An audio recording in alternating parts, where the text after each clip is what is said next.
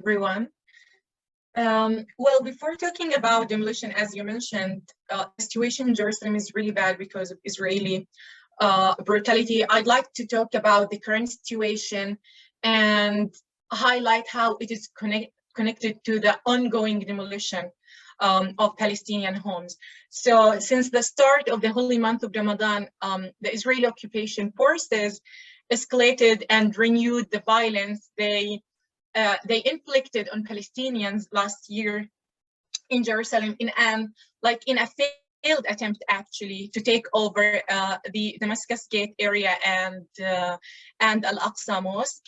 And the violence against Palestinians intensified even more on the 15th of April when armed Israeli soldiers broke into AlAqsa Mosque and started shooting tear gas and rubber-coated bullets and live bullets at Palestinians who were performing the dawn prayer. And due to this brutal attack on Palestinian worshippers on the 15th of April, more than 170 Palestinians were injured. Some were in critical conditions, while more than 400 others were arrested just because they were inside the mosque. And since the 15th of April, Israeli invasion has been taking place on a daily basis. Every day, Israeli soldiers escorting Jewish settlers who also storm AlAqsa Mosque and started performing Talmudic prayers inside AlAqsa Mosque compound. They injure Palestinians and arrest others. And because of the Jewish Passover is coinciding this year with Ramadan, since the start of Ramadan, settler groups, of course, they are backed by the Israeli government. They announced or they started saying that they will sacrifice animals inside AlAqsa Mosque as part of the celebration of the Passover. And that's dangerous because it is a symbolic reconstruction of the so-called Temple Mount. And it is also, if it takes place, it would change the status quo of AlAqsa Mosque in favor of Jewish settlers, because Israel has been for decades has been trying to divide AlAqsa Mosque between Muslims and Jewish settlers, similar to the current situation of the Ibrahimi Mosque in Hebron. And here I'd like to highlight some points, and then this brings me to the discussion about home demolition. First of all, Israel's aim to take over AlAqsa Mosque is never spiritual. It is mainly political, because Israel seeks to have sovereignty all over the eastern part of Jerusalem. And second of all, AlAqsa Mosque is really important to Palestinians. It's not just this religious site for Muslims. It's much more than this. It's a social and political space where Palestinians from different parts of Palestine, including Palestinian third-class citizens of Israel, gather and transcend the imposed fragmentation imposed in them by the Israeli colonial authorities. So AlAqsa Mosque is what attaches Palestinians to Jerusalem more, and it is what unites our struggles. I mean, AlAqsa Mosque in particular, and Jerusalem in general, it's what unites our struggle against Israeli settler colonial violence. And another thing is that it is important to know that it's not just AlAqsa Mosque that is targeted by the Israeli occupation, but also the Church of the Holy Sepulchre, because it is another holy site that attaches and connects Palestinians to the place in Jerusalem. And it is like both AlAqsa Mosque and the Church of the Holy Sepulchre are not yet, like in the eyes of Israelis, are not yet spatially controlled by the Israeli colonial authorities. So they are trying to spatially be like, or having an omnipotent presence in the place in Jerusalem. So they assault also Palestinian Christians. Today, I just got back from the celebrations of the Holy Saturday in Ramallah, and Palestinian Christians in Ramallah are unable to access Jerusalem to celebrate this holiday. And even Palestinians who are inside Jerusalem, they were assaulted this morning as they were trying to reach the church. Israel even restricted the number of Palestinians who can celebrate the Holy Saturday inside the church to only 1,000 people, and that is not something that only happened this year or that is happening now or this year. It is something that happens every year. So Israel, it's part of Israeli plans is to control the old city of Jerusalem where these important sites are located. And this is how I understand, I mean, in addition, of course, to changing the demography of the city in favor of Jewish settlers, but to ensure that Israel realizes this, it's important for Israel to take over these important places inside the old city of Jerusalem. So Israel has been targeting Palestinians living in areas close to the old city and other areas in Jerusalem, because they are also either surrounding the old city or surrounding the areas close to the old city.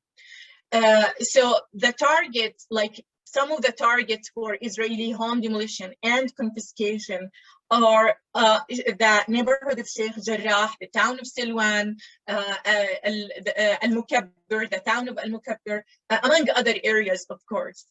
And talking about Sheikh Jarrah in particular, Sheikh Jarrah is about a mile away from the old city of Jerusalem.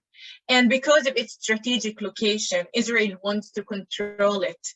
And Israel's understanding, of course, of controlling a place is by removing Palestinians from that place.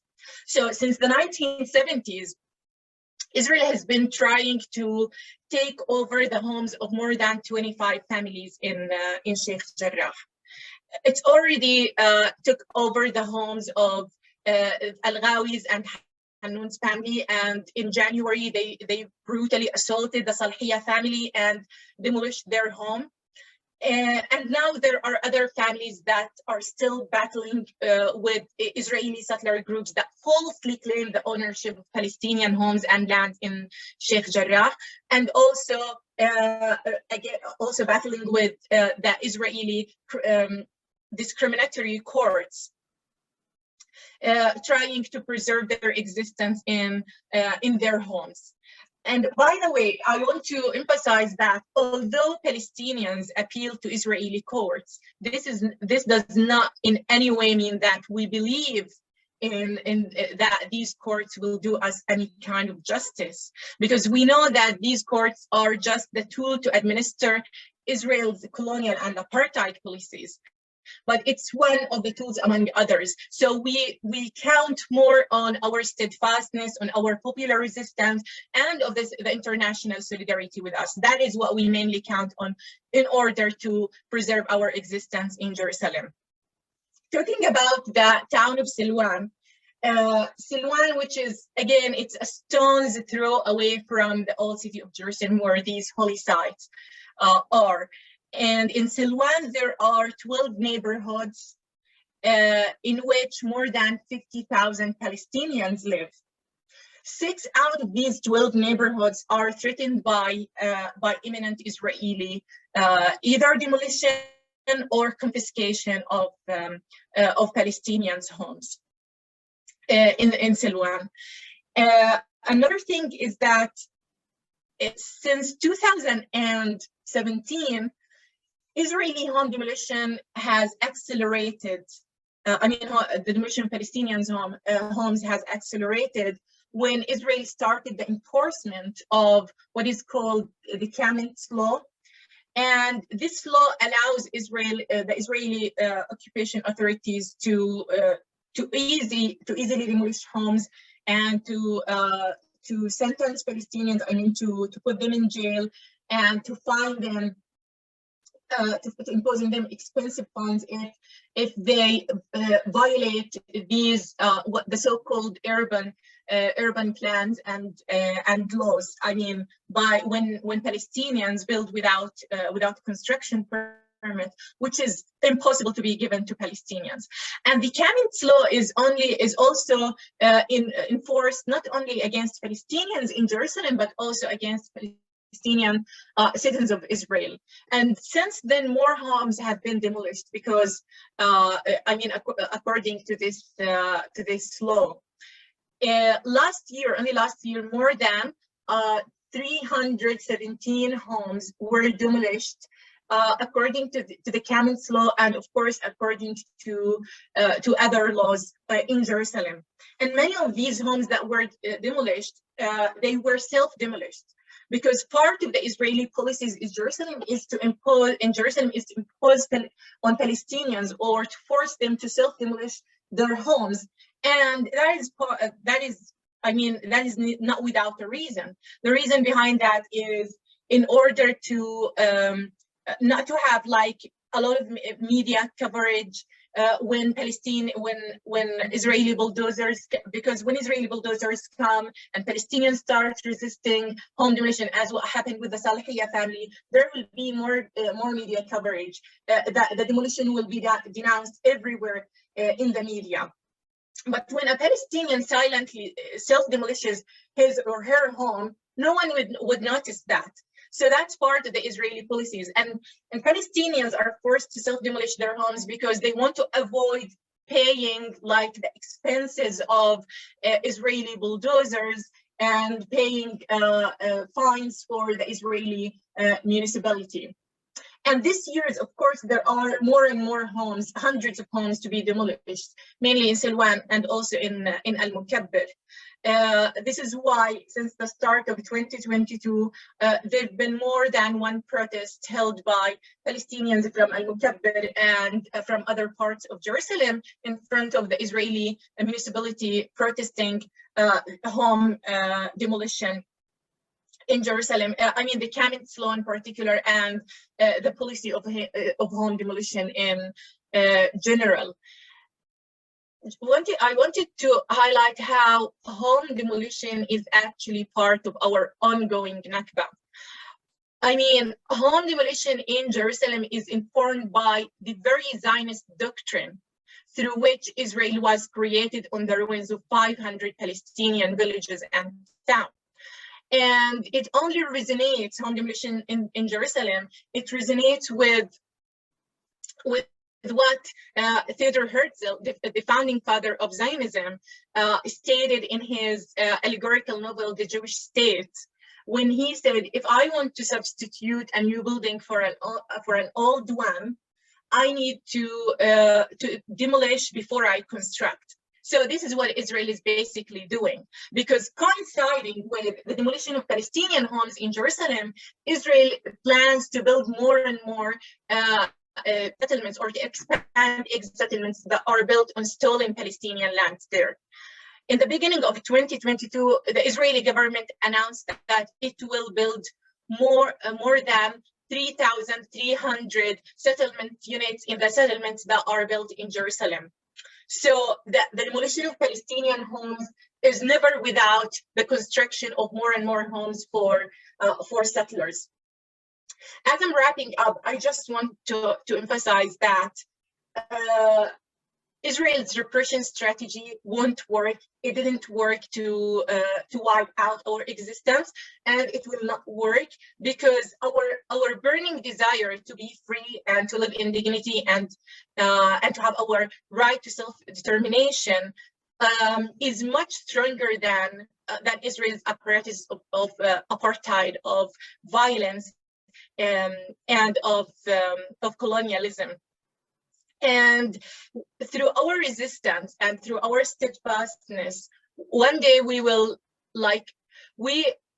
be able to make Israel's visible and invisible walls crumble into pathways on which the Palestinian refugees will be able to return and rebuild the homes that were demolished in 1948 when Israel came into being.